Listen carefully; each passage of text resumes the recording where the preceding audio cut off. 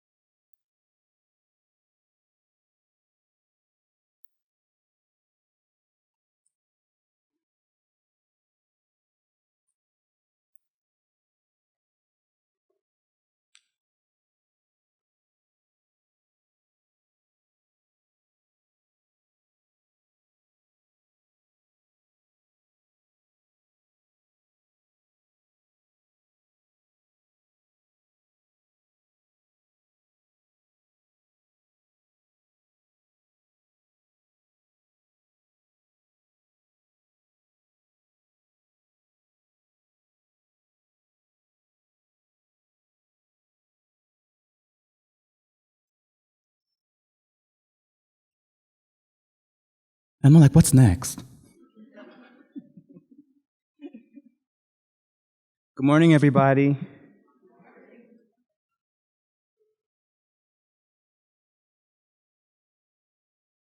Dance is a ritual that opens the portals to our ancestors. So I thought it was important to start with a little, honoring the 300,000 gay members of our community that died in the HIV crisis in the 80s. So before we go further, I want to do a few things. I hid things under here before you guys came in.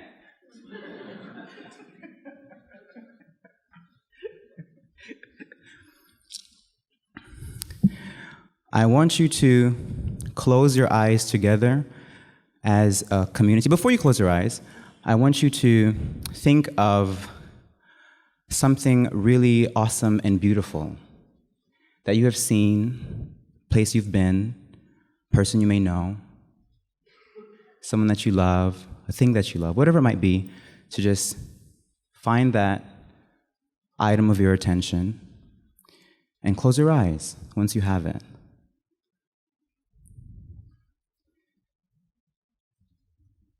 And to really sit with the feeling of seeing it.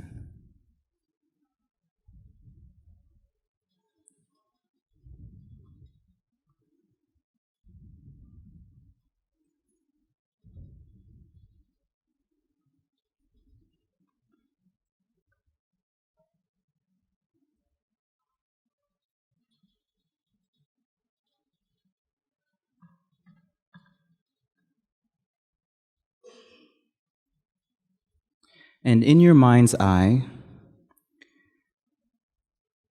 I would like for you to allow that object of your attention to fade into your own face, your own body, but keeping the vibration of seeing something beautiful.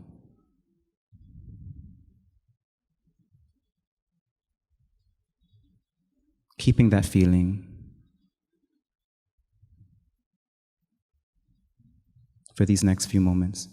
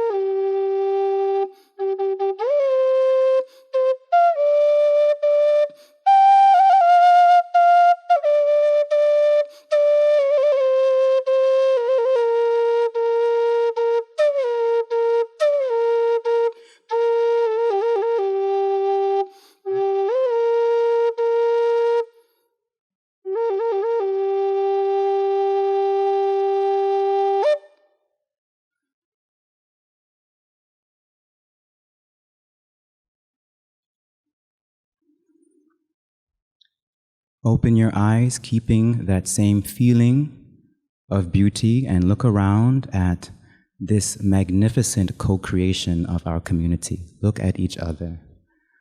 Look at what we have created together. Oh my fucking God.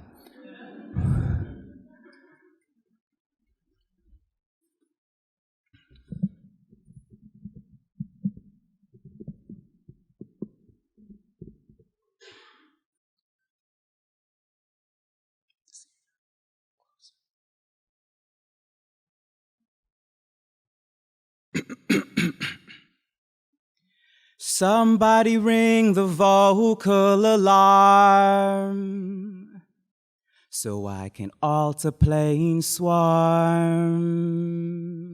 I can hear the pain in your alarm, wishing the world would treat you warm. HIV positive, they look at me like I'm dirty for sex and raw, but they got their condoms in the ocean. Transgendered beheaded in Brazil or beat to death by ICE. They so mad I'm not broken, and they want my blood to be cleaner than the meth this world is smoking. And some straight men flirt with me when their girls are not looking. What they cooking is crazy, and I can never be lazy. He's been awake so long that his vision got hazy. Have you ever tried to read ancient scripture through tears? Overlapped lifetimes, too many years. Just a soul warrior wondering if anybody cares. My soul shines so bright you need eclipse sunglasses for those third eye glares. If you blink, my family, I'm sure I'll be back again. Pay attention, the time is now, my friend. I spit it so winter, I make them beg for warm.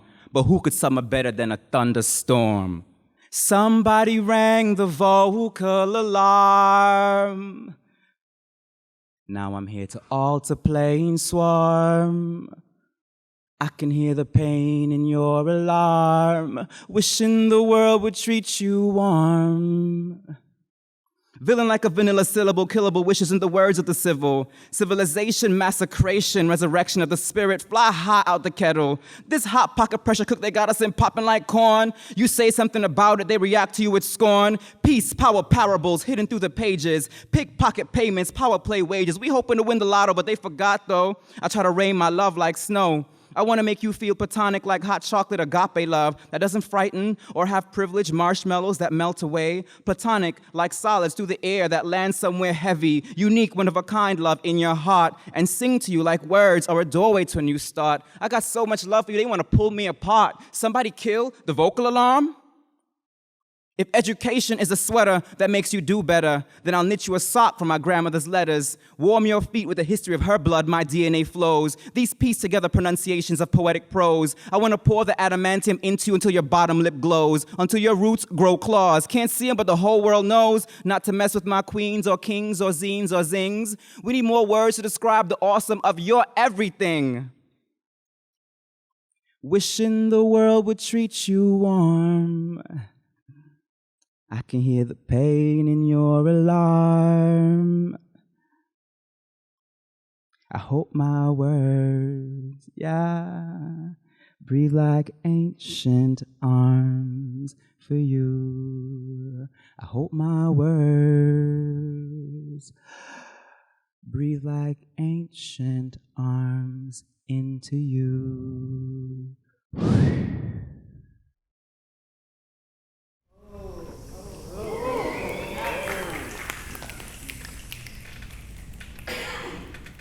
Gonna fall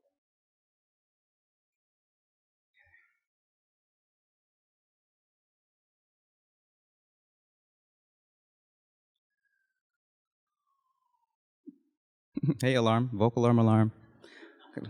Gotta weave it all in. This city life we're living in here. While I was in the jungle seeing if plant medicines could help my diagnosis, I remember my maestra asking me, well, how did you catch it? I was what you would call an at-risk youth. I grew up with HIV coloring books in my school, the Weeksville School, PS 243. And I remember hearing my uncle say, as a child, why would anyone want to go find out if they have that? I would just rather be dead. It was a comment he made after a news story, with topics too advanced for me to fully grasp. So as a child, I learned a clear thing. Don't catch AIDS. That fear would never go away. I'm from a time just between putting your foil on top of the TV and AOL 2.0. The family got a computer, and they didn't know anything about chat rooms nor the people I would find in them. Back when it took a few minutes or even all night to download one picture. And that is when I began to be preyed on by older white males. My first sexual experience was with a white male. I was 14 or 15 years old. He was 45. When I complained of pain, he told me that maybe I wasn't cut out for this gay thing after all. I went home to my family that day, and no one knew what happened. But it would be a long time before I would meet anyone again.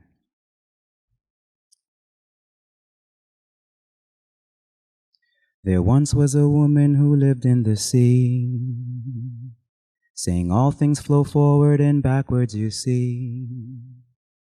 They're at the source from the very start, weaving through time and even your heart. There once was a woman who lived in the sea, saying all things flow forward and backwards, you see. They're at the source from the very start, weaving through time and even your heart. And even though detailed illusions entail, on infinite sea set, clarity sails love. On infinite sea set, clarity sails.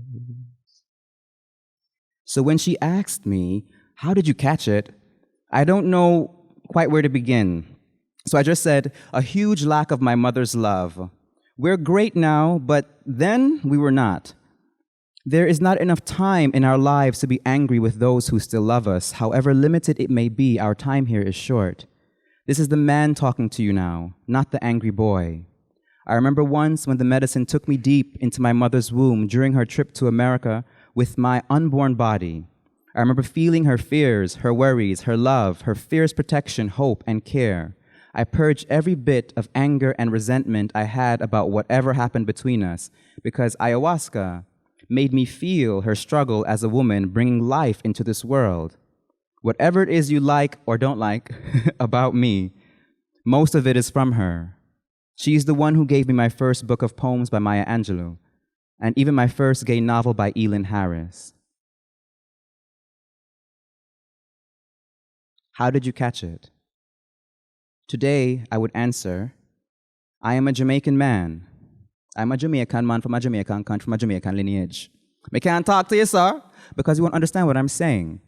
So I gotta speak to you like this. I'm from an extremely homophobic culture. The rejection from society and family members during my teenage years after coming out at 16 years old allowed me the horrible opportunity to internalize being the scum of the earth, because that was how I was being treated everywhere outside of my karate dojo. I have a languaging I didn't know then. This was before reading Don Miguel Ruiz, not taking things personally and all that other stuff. This was before even meditation. I thought I shouldn't be alive, and I tried to kill myself. I was harassed so much in school that I had to drop out in my senior year with excellent grades and get a GED because my life was being threatened in the halls. My family was embarrassed. My mom cried on the couch for a week, and my stepfather put his knuckles to my face. It was hard enough and aggressive enough to send me running out of the house into the neighborhood screaming. He never did that again. I was what they called an at-risk youth. The second white male was older and preyed on a group of us, but his home was more comfortable than my own. The religious abuse had reached its peak, with a ritual done on me to cleanse me of homosexuality in front of other family members after I was asked to strip down to my underwear and embrace a church sister who shouted in my ear, "You're supposed to love women, you're supposed to love women," as my mother cried. They did this ritual just as I was about to head out to Christopher Street, which is like heading out to the Castro. Just as I was about to head out to Christopher Street, where the Pride Parade ends in New York City, the gay ghetto, my home, where I first saw and learned the moves of Vogue. The old white male promised us jewelry and abused us repeatedly for years with alcohol, weed, and forced sex. It was disgusting and confusing, and I remember rebelling even then, saying, "You don't own any of us," because he would get mad when we decided to be with each other instead. This was a time before dating apps and meth. Who's singing the story for you? Are you lip-syncing lyrics that didn't have your heart in view? Who's singing the story for you? Reincarnated rainbows, LGBTQ. Who's singing the story for you? Here is one for your specific shade of blue. Who's singing the story for you?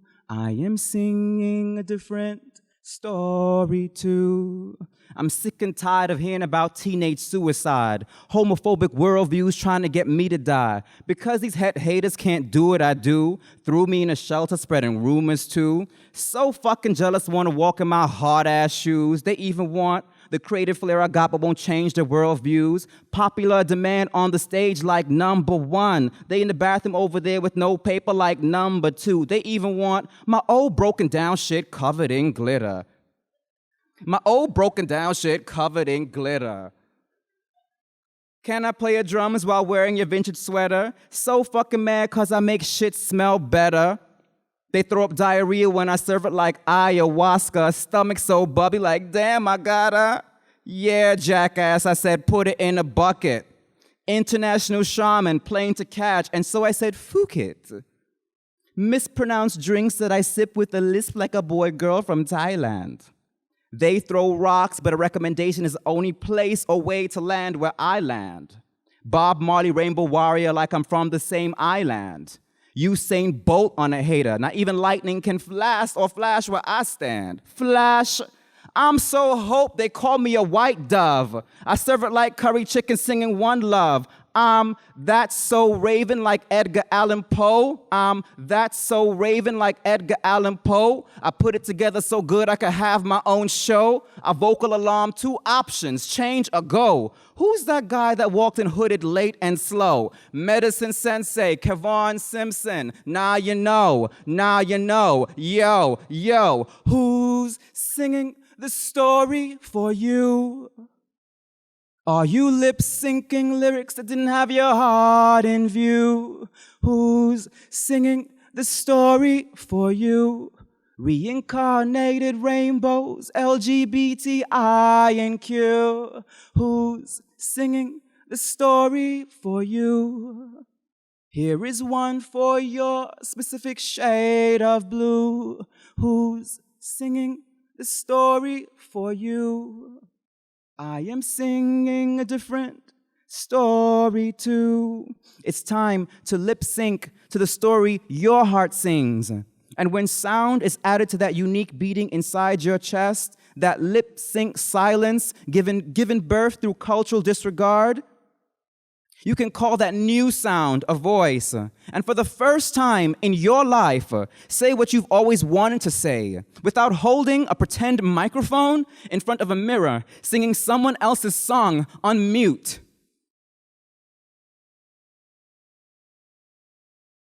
So when she asked me how I caught it, I couldn't just say sex, because it wasn't just that.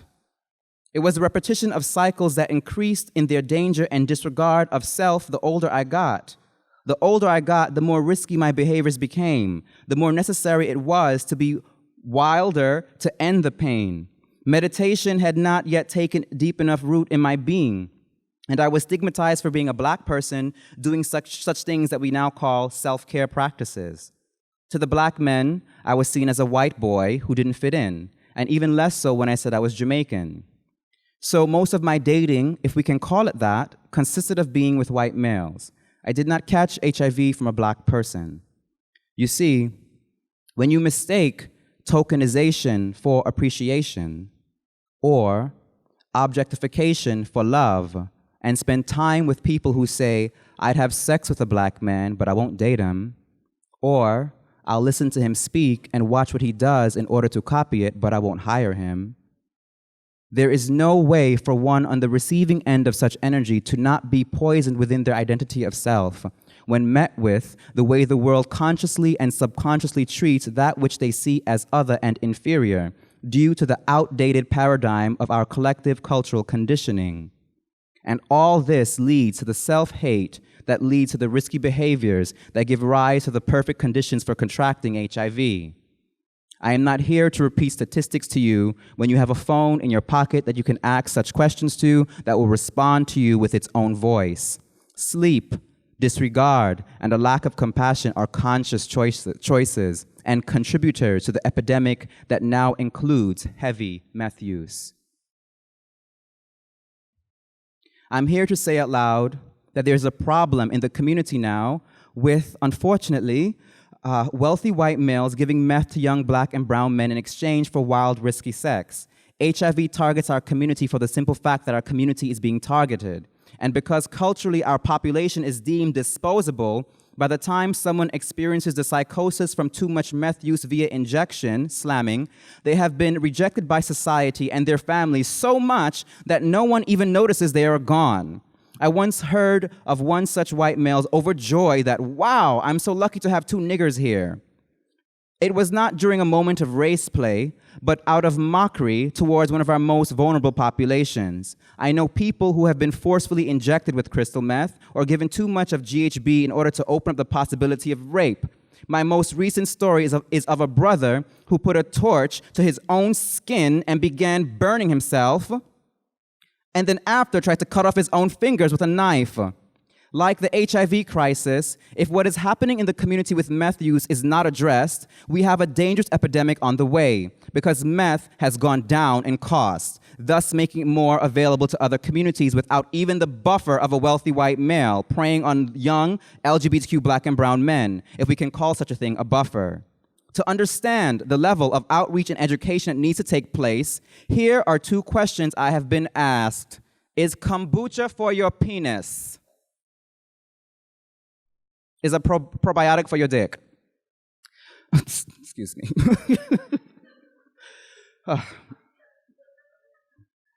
So, can you have sex with that ayahuasca? Can you have sex with that ayahuasca? Can you have sex with that ayahuasca? That's had to say it 3 times. So these are communities that have no idea of what it is I'm even talking about when I'm saying high-dose medicine journey to help heal you of your trauma. That is not even a conversation that could even happen just yet.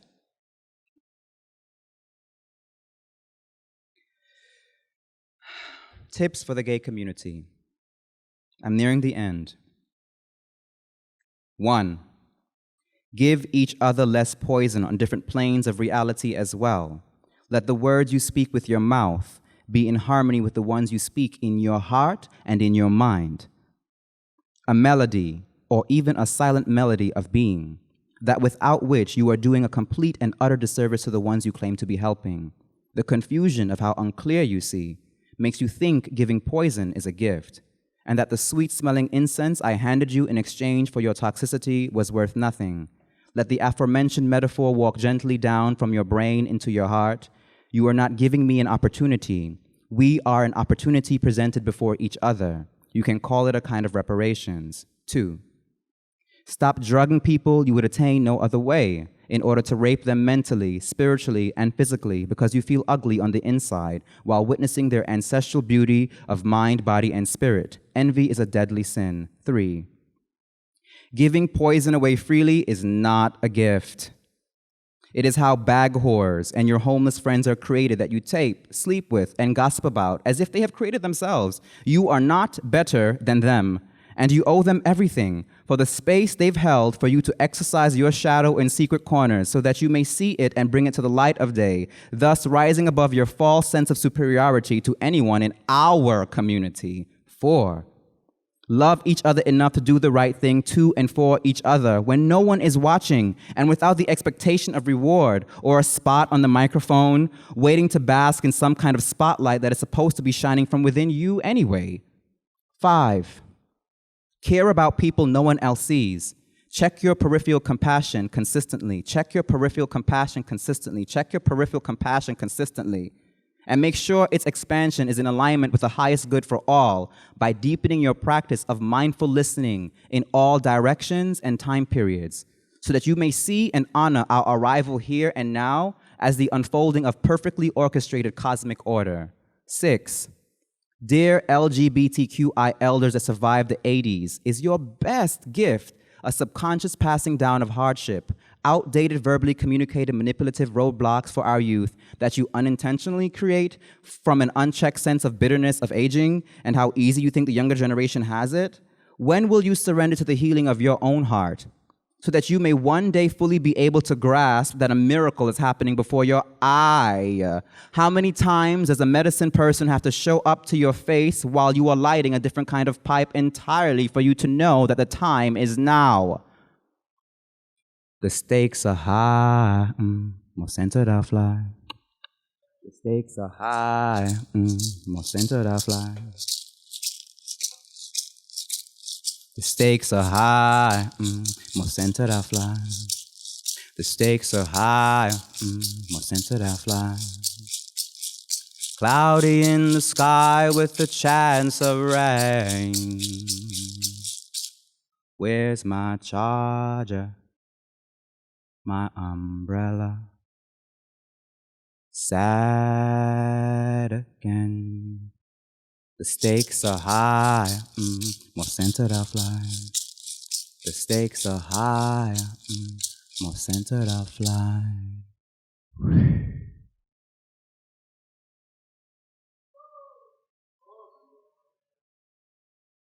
In conclusion, how do we cure HIV? By those in power taking responsibility of their actions and behaviors towards our most affected populations, by moving beyond spiritual bypass to protect yourself from the reality that it is you that needs to change and not a community that is already doing its absolute best within the institutionalized, systemic, and racist circumstances hurled their way daily. Take a long, hard look in the mirror before giving someone a psychedelic, a natural cure, dietary advice, what kind of crystal to buy. To the more awakened among us, you look foolish and unpracticed, and thus we are disappointed again by the white America we thought was going to save us. Look at yourselves and what you have done to each other, white person to white person, before you can ever understand or even have actual compassion for a population like mine.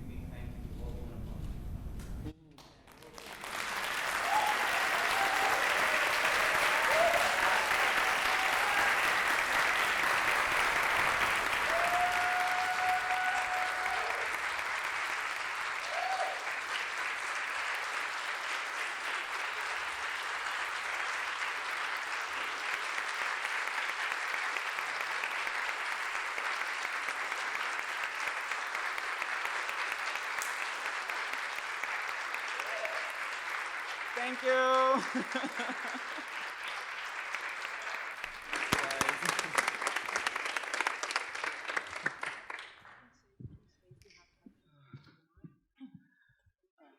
Thank you for all the questions. All right.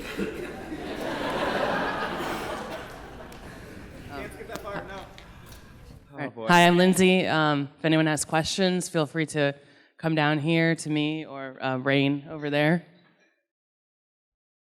And just say your name first and then your question. Don't try to And take we're the mic. filming, so just be, mindful of what you say and speak loud and proud. Thank you. So just approach the mic. I'll hold the mic. Hi, thank you so much for that. It was truly inspiring and touched my heart in so many ways.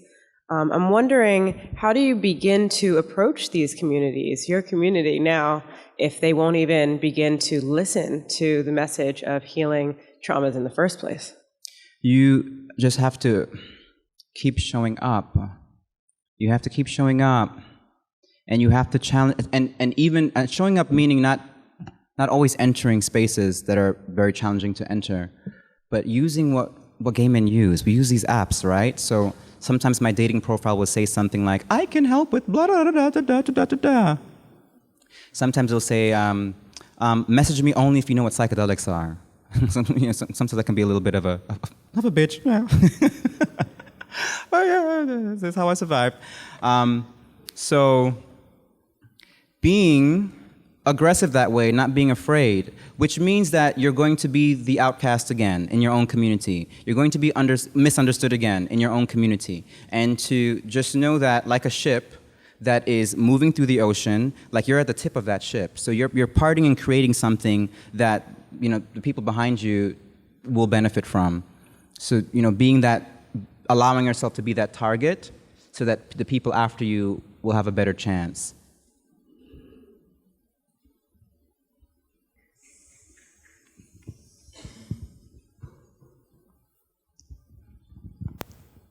Hi, Kevon. I'm Leah. I know you are. Hi. I was wondering how we or I can support the work that you're doing directly. That's a tough question. I think just being more vocal. At this point, just being more vocal and having a sincere harm reduction approach. Like, not just as a concept, but as, like, really unconditionally loving people.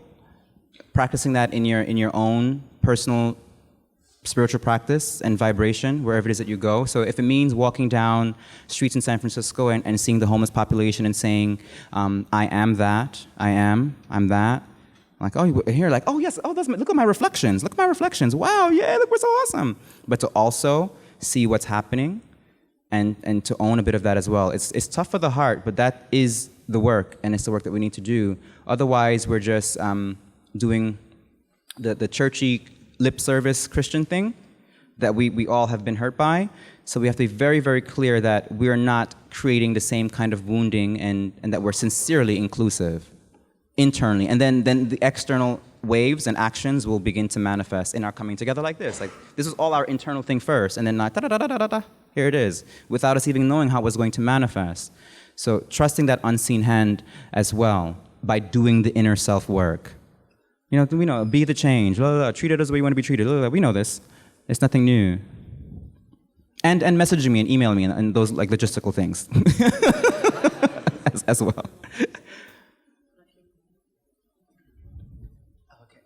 Hi, Hi. my name is Aline. I was here yesterday. I remember. I want to say thank you very much for your presentation. It was indeed beautiful and fruitful. I was really grateful. Likewise. And to the descent that I could be here to watch that. It was really a great opportunity to me. But I want to make a question about, yesterday in your question, you talk about Sankofa. Yes. And I remember Kenya was here and she was always also talking about how we have to look to the past and to get this and go to the future. And I want to know how you use this knowledge in your work, in your therapy, and I want to say thank you again. Oh, you're very, very welcome. So not just with black and brown populations, but also, because I don't only serve black and brown people, I also serve white people. I just do. And I'm not, so I cannot be just like labeled as an angry black man, because I'm not coming at anybody like that. So if it means, I did a brotherhood ceremony a few years ago, and I asked all of the brothers coming to bring one item that represented their ancestral lineage. And I got more resistance from the white males, and I just didn't understand like why that was even a fucking thing. I was like, I'm not going to do like, and slavery attack! in the mushroom ceremony with their ancestral items, like how much more loving do I gotta be? So, just bringing that bringing the ancestral remembrance, saying something like the 300,000 people who died of the HIV crisis, bringing the ancestors into the work is how I've been able to approach that topic of Sankofa, not just for myself, but for our global human community. Yeah?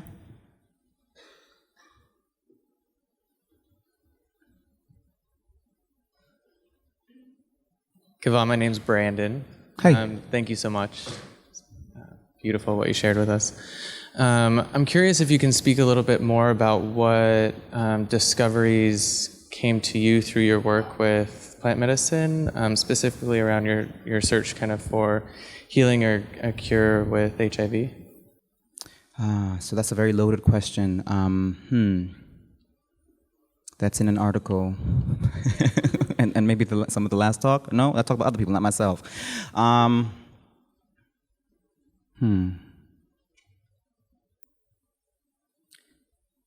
Ayahuasca is how I am here in front of you guys now. I had a calling in my heart, and I began to practice singing. I began to practice. It was years before being able to go to the jungle. I saw a few documentaries. I saw Vine of the Soul, and I was like, wow. At that point, I'd already had my mystical mushroom experience. So it was a mushroom that gave me that first, hey dude, you're wasting your time on this planet, you're here to do this plant medicine healing work. And at the time I was only doing meditation work, so it was very jarring to, within our legal, political atmosphere, if I'm saying it correctly, to fathom how I would even be offering such a thing. So I was like, I'm already doing the meditation, I'm already the weird black guy doing the meditation thing. So now I'm the weird guy doing the mushroom thing, it's like, oh God. And I'm the weird guy going to do the ayahuasca thing. I was like, oh goodness. So there was a lot of resistance, but I pushed through all of that resistance. I practiced my singing before ever drinking my first cup. After seeing the documentary, I was like, yep, there it is. And I had beautiful opportunities to go to the jungle and just see the foolishness that was there with people saying they can cure things right away and just having that not be the truth and having to look at curanderos and people in their eyes like, really? You got the cure for this here? Can you please just teach me some Icaros? Right? Like being like that with it, but just not openly like that, but internally like that. Because I knew that they did not have anything that could really help, but I was willing to give it a shot. I was recently diagnosed. My viral load was not very high. My CD4 count was very healthy. I was like, well, if I'm going to try to find a natural cure, now is the time. And when I got back, my viral load had tripled or something, and my CD4 count went down, and I was like, oh, fucking hell. Like, that was just such a depressing moment. And I was like, it is time for some Western pills, motherfuckers. Because these leaves and shit, I don't know. The songs are great, though, make people throw up, but I don't know about taking it for that. And that's my stance on that. I can go on forever, but I don't want to.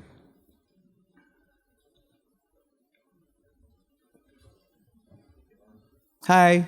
Thank you for bringing up the medication piece. So my name is Ted. I have a question about antiretroviral therapy and doing ayahuasca. So there's been a lot of research and like trying to find like anything on like compatibility for doing a dieta. Right. Can you talk a little bit about that? I took the risk. Yeah. There was nothing I could find. I was moving my fingers as fast as you have, right? Like, where is it? And there's really nothing. And it's our population that's really asking because we're the most affected by it. So I was like, well, let me just leave this out of my questionnaire and just take the risk and see. And I'm alive.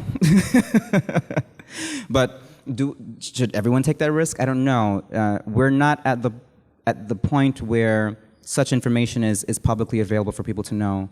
Like, I can just go in and type up, is there a contraindication with Zoloft? You can find it. contraindication with this kind of blood pressure medicine, you can find it. But for our medications and how much it changes, and with this thing tossed in, it's like we're still an experiment. That's my experience too. Like I just went into a circle knowing that I'm going to continue taking and to take the risk. And it's like all the information, just these forums that I don't really know. It's like anecdotal experience. So we're the ones discovering it. Yeah. Thank you. Thank you.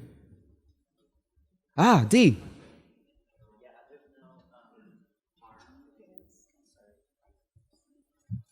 Yeah, I'm Dee, and I work in HIV field, and I have looked into this. I've asked doctors about it, and there aren't. And I've asked.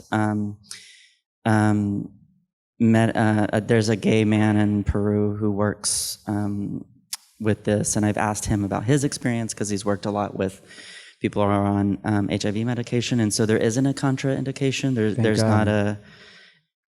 There's no interactions between it, but what you need to know is just what I would advise people who are on. I would never advise someone to get off medication. Right. It works. Period. And what I advise people is that if you are on that medication, and this also can apply to hormones, there aren't any contraindications for testosterone or for hormone replacement therapy, is to adjust your schedule for taking the medicine. So if you normally take your medicine in the evening, usually ayahuasca ceremonies are in the evening, you might need to, over time, adjust your medication so that you're taking it more in the morning, because if you take it in the evening and you purge, then you're potentially purging out that medicine. So just keeping in mind what how you normally take that medicine and adjust it. Is there a way to make this like available, written, easy to find, Google, But just the way wanna, we survive, like exchanging information as a community. Just want to make one of my little institutional interventions, that what is nice about this kind of forum is exactly where we're trying to build this kind of knowledge and community and sharing. And I've been an academic studying ayahuasca for 22 years, and I can say that the state of art, there is no scientific evidence that ayahuasca plant medicines would heal HIV positive, but it's not just about healing the disease or whatever, but it's about coping and understanding, the fear of death and having self-esteem and learning to love yourself and accept the way your life is. So it's a wider range of things that plants can help. And also we're going to have one very nice presentation later by the team of Brian Anderson, that is also a member of Chacruna, that they're doing a study here with long-term survivors of HIV in the city. And so that's very much an inspiration for our conference too, because we are in the heart of where this is happening, and this is the first research, and it's going to be, I think, their first presentation public on the topic, so it's kind of a thrill. And I just want to remind everybody, I have this nickname, Tia Bia, sometimes, that all the speakers were hoping you guys can write your papers for Chacruna, because we want to make a special edition after, so we want to, publish. And anecdotal, for us, anthropologists, counts. So we don't discount anecdotal, we like anecdotal because we value experience and firsthand, so it's just not the scientific research, it's the stories, and we hope, we get this information out. And this is what I said yesterday, it's vibrant because it's on the making. It's up to us to create this, and we can do it. And Kevon, thank you so much. I just want to share one more thing. I think it's important for our community. When I was in the jungle during my first dieta with my maestro in Padre Cocha, Iquitos, Peru, I woke up from a dream. He was giving me uña de gato and a couple of other things to drink daily. And I woke up from the dream, singing an Icaro into the dream plane, and just still like fighting the virus that way. And I woke up from the dream singing, and the virus was like, I want to stay here. I was like, you want to stay here? I don't want you to stay. My whole trip is about you being gone. And in that moment, I understood it to be a living thing with a spirit that was communicating, and that it was using my body as exactly why it is I'm here right now speaking. Like using it being in my body to voice this perspective for our community, so that it has a purpose. If that makes any sense. That's it.